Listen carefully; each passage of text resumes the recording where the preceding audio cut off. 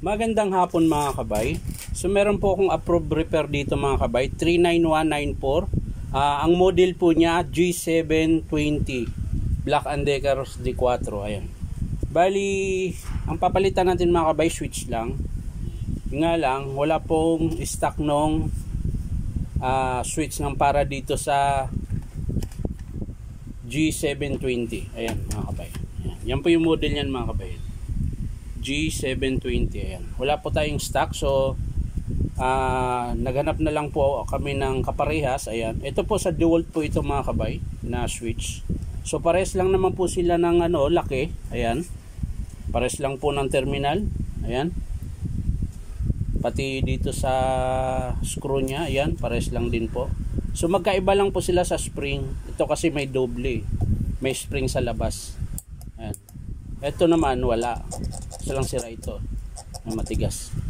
So tatanggalin ko na lang siguro yung spring kung di siya po pwede doon para gumana.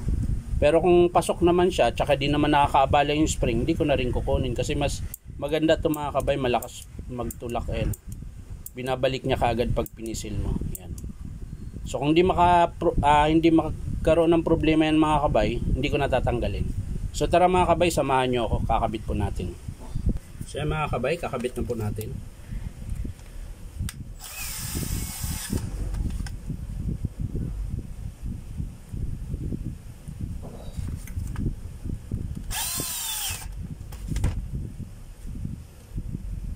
So ayan na po. Ilalagay na po natin yung switch.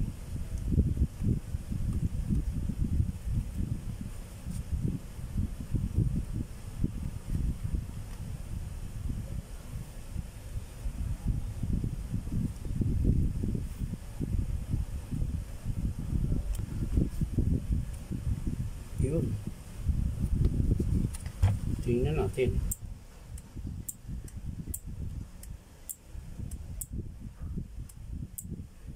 Hindi aabot mga kabay. Hindi siya aabot. Ayan. Kumakalang po yung spring mga kabay. So kailangan talaga tanggalin yun. Spring. Tatanggalin po natin yung spring. Ang tanong, gagana pa kaya pag wala ito? Yan ang tanong.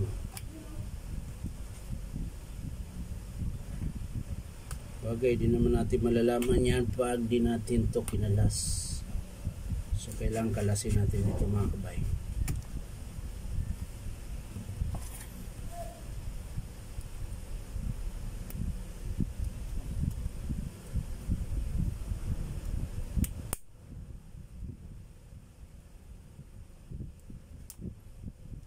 Yun, gumagana din pala mga kabay.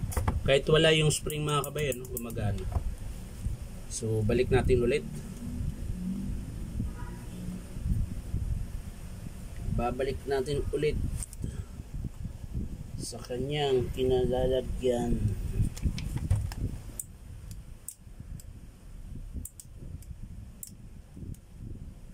Pa rin siya aabot. Bakit?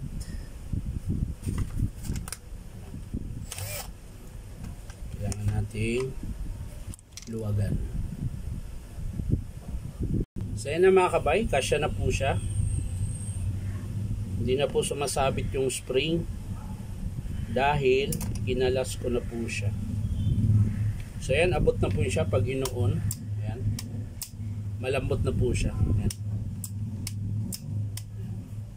So ngayon, titesting na lang natin mga kabay kung gagana siya. So yan mga kabay, sasaksak po natin. Titesting natin.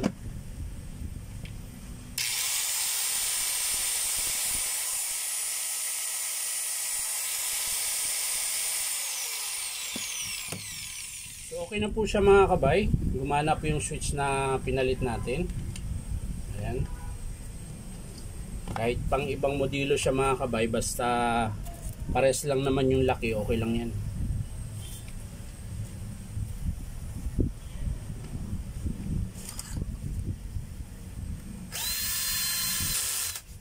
Ayan. So ayos na mga kabay, ito yung switch niya na luma. Ayan. So maraming salamat mga kabay sa panonood at pa-like and share na rin po. At syempre ulitin ko lang mga kabay, ito pong repair na to ay ang model nito G720 Black & Decker na D4. Ayan, so maraming salamat mga kabay. Bye bye.